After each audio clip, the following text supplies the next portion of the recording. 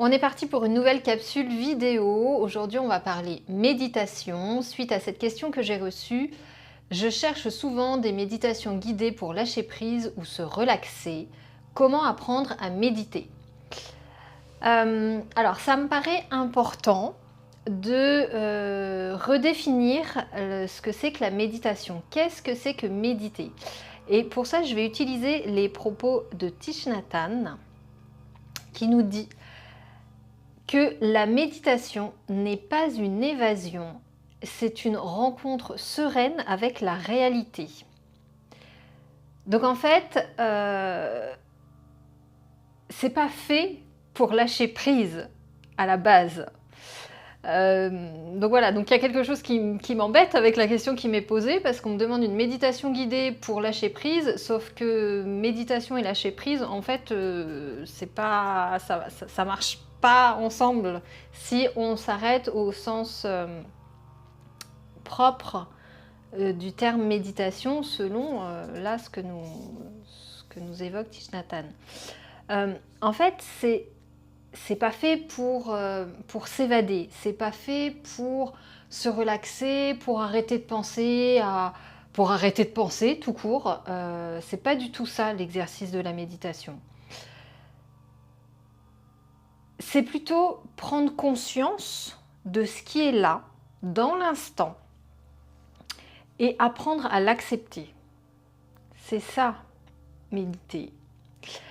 Et de là pourra venir un effet de relâchement et peut-être une sensation de lâcher prise. Mais c'est vraiment différent de la relaxation. Relaxation, méditation, c'est différent. Et passer par la méditation pourra amener vers un état de relâchement, mais ça sera dans un second temps. Pour lâcher prise, pour travailler sur cette notion de lâcher prise ou de relâchement, j'orienterai davantage vers le yoga nidra, où là, on va clairement venir dans un état de relâchement complet.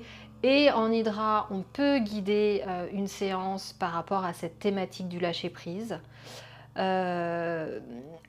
une sorte de relaxation guidée. On l'appelle comme on veut, yoga nidra ou pas. Mais je garde quand même l'idée sous le coude pour voir comment on peut amener cette notion de lâcher prise au sein d'une méditation. Donc peut-être que dans une prochaine capsule, je vous en livrerai une.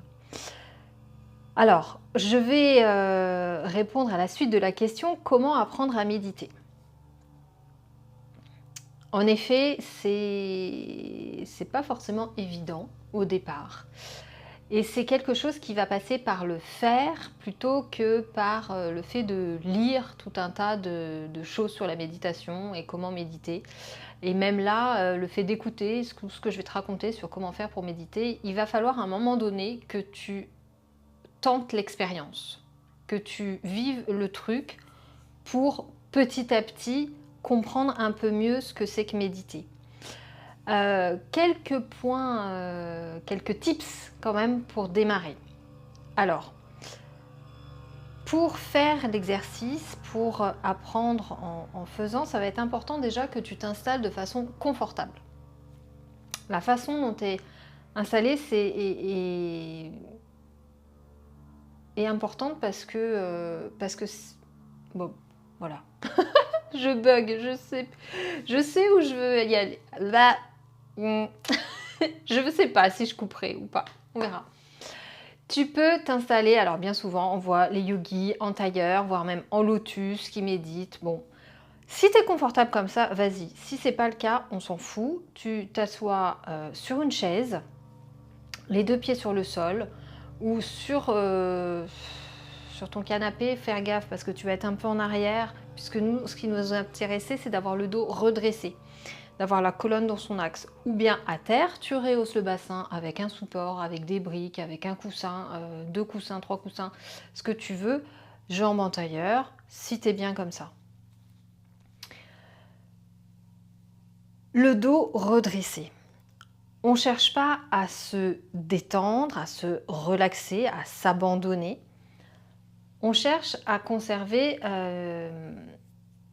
une certaine forme d'attention à tout ce qui va se passer en soi. Donc il faut que le corps soit alerte. Il faut que ta posture t'invite à rester en contact avec tout ce qui se passe dans l'instant. Deuxièmement,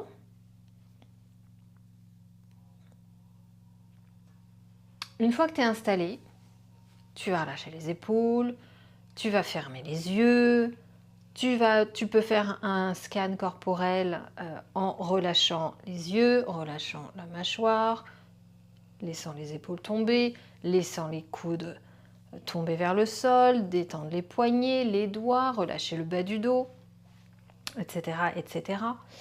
Donc là, tu amènes l'attention sur ton corps. Tu vas voir, il y a 3 choses sur lesquelles tu vas amener ton attention en méditation de pleine conscience, en tout cas. C'est ton corps, ta respiration et tes pensées. Ton corps, une fois que ça c'est installé, que c'est posé, tu gardes l'attention sur lui et tu viens observer les zones qui sont détendues et les zones qui sont tendues, sans forcément chercher à modifier quoi que ce soit, mais juste à prendre note, puisque l'objectif de l'exercice, c'est amener davantage de conscience sur tout ce qui se passe dans l'instant. Donc par ce scan corporel, que tu peux faire une deuxième fois, tu viens peut-être sentir que là, dans le trapèze ou dans l'omoplate, je me sens un peu plus tendue à gauche qu'à droite. Ou j'ai cette hanche-là qui, tu vois, ainsi de suite. Puis, deuxième partie de l'exercice, la conscience du souffle. Tu rediriges ton attention sur ta respiration. Ça veut dire quoi ? Ça peut se manifester de plusieurs façons. C'est d'abord sentir la sensation de l'air qui traverse les narines. Donc, une attention plus au niveau du nez. Puis ensuite, descendre l'attention au niveau du buste. Est-ce que tu respires dans la poitrine? Est-ce que tu respires dans le ventre? Ressentir ensuite les mouvements peut-être de haut en bas liés au souffle, les mouvements d'expansion, rétraction de la cage thoracique, d'aller venue du ventre, tous ces mouvements liés à ton souffle et toutes ces sensations d'air qui entre et qui ressort. Troisième, sans chercher là aussi à modifier quoi que ce soit. Ne te dis pas « il faut que je respire doucement ». Pour l'instant, laisse ta respiration se faire, se poser normalement, naturellement. Prends note de si elle est rapide, si elle est lente, si elle est haute, si elle est basse.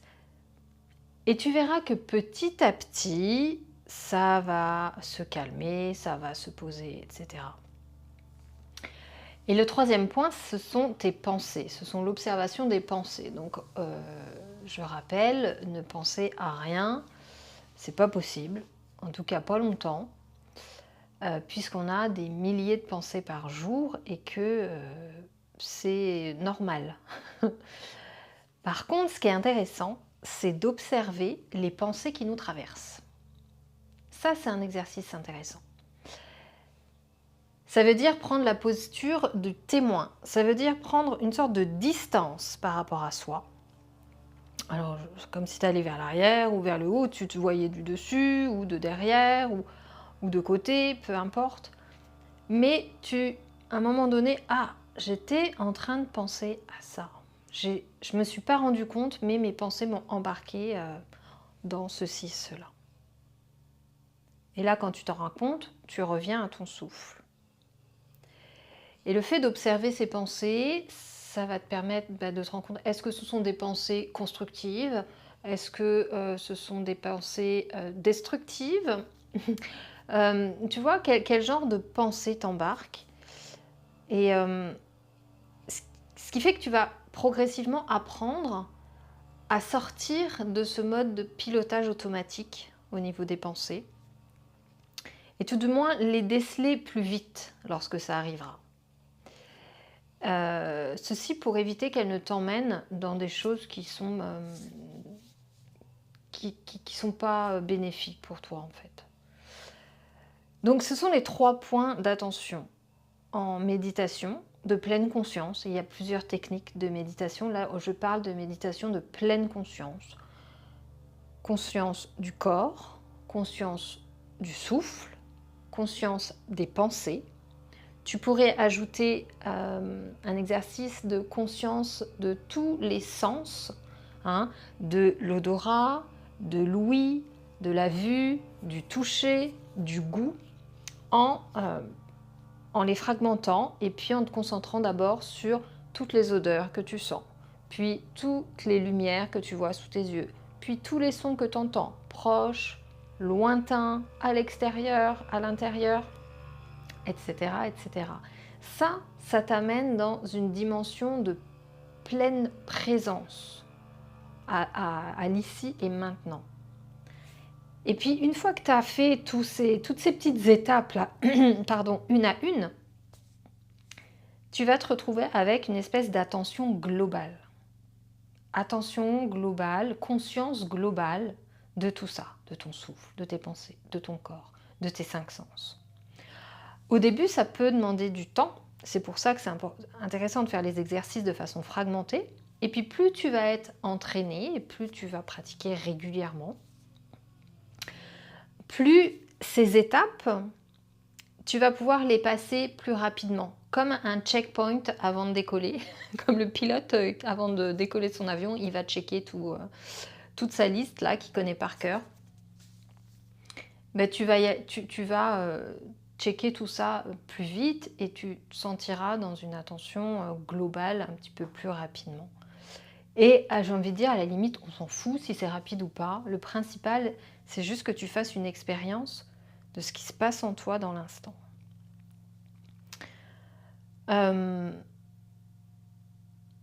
Voilà, je pense pas avoir de choses en plus à rajouter, si ce n'est te relire ce que dit Thich Nhat Hanh sur la méditation.